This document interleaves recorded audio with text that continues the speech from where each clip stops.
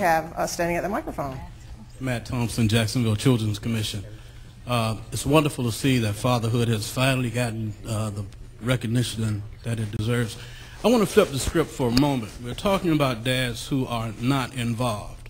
One of the things Kevin mentioned was that he was challenged, in a sense, to either be involved or not be involved. My question to you, what about those dads, particularly the young ones, the 16, the 17, the 18-year-old fathers who want to be involved in the pregnancy and in the early life of that child, but encounters obstacles that he has no control over? What do we do to assist those dads in becoming involved in their children's lives? Again, overcoming obstacles that they don't have any control over. Yep, Norm here. You got an answer. Thank you for your comment. That was a great question, Matt. The first thing I'd like to say is, to dovetail on what Rashonda said, the kids have to be taught how to communicate effectively.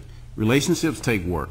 And a lot of times what you were saying, where the father wants to be involved and he encounters obstacles from the mother, whether it's visitation, or I think a big part of it is the relationship breaks up, the guy moves on to another girl, the woman who's pregnant is angry, or vice versa, the woman has moved on to another guy and won't let the father come involved. However, the guys can't be let off the hook. That's an excuse. You still have to make inroads, make some kind of way in it, more than just money.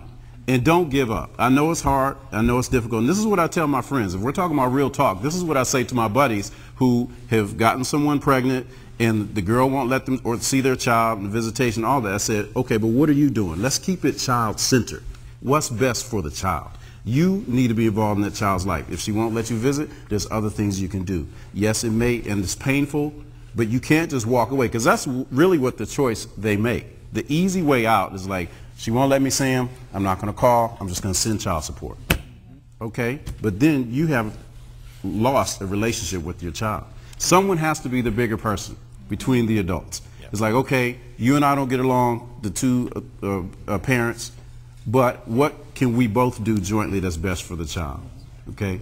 And I know that may not be the final or definitive answer, Matt, but that's a start. And you have to tell the guys, okay, yeah, you're encountering some obstacles, but you still have to stick in there and fight. And that's what I tell them, even in discharge teaching in the hospital, to the guys. I want to go back real quick to the gentleman, Rod, who came up earlier, who asked at what age, and also to dovetail on what Patty said. The age is before a child can even speak and become inquisitive about sex or how to be responsible. Also what Ronnie said, children model behavior. So what they see goes on in your household. Even if you're in a nuclear family where there is two parents in the household, they're going to model how you communicate, how you interact with each other, whether there's fighting or not fighting, before they can even talk. And so by the time a child is 5 years old, their personality is set. So once they become inquisitive and are able to talk and ask questions, a good way to start, and I incorporated this in my own household, is basically the whole talk about their body parts. Giving them the correct terms of what each body part is called. Basic anatomy, generic. But tell them the right way, because if you don't at age 3, 4, whenever they start really becoming verbal, they're going to, by the time they're in pre-K, kindergarten, 6 years old, they're going to hear the slang terms, the terms that what this is called in the street. And then you're already behind the power curve. And another good book to recommend, I don't remember the author's name, but the title of this book talks about sex and sexual responsibility for your children. It's called Where Do I Come From? Because that's ultimately going to be the first question that's going to lead into it. How did I get here, Mom, Dad? And you have to be able to explain it to them at their level of understanding.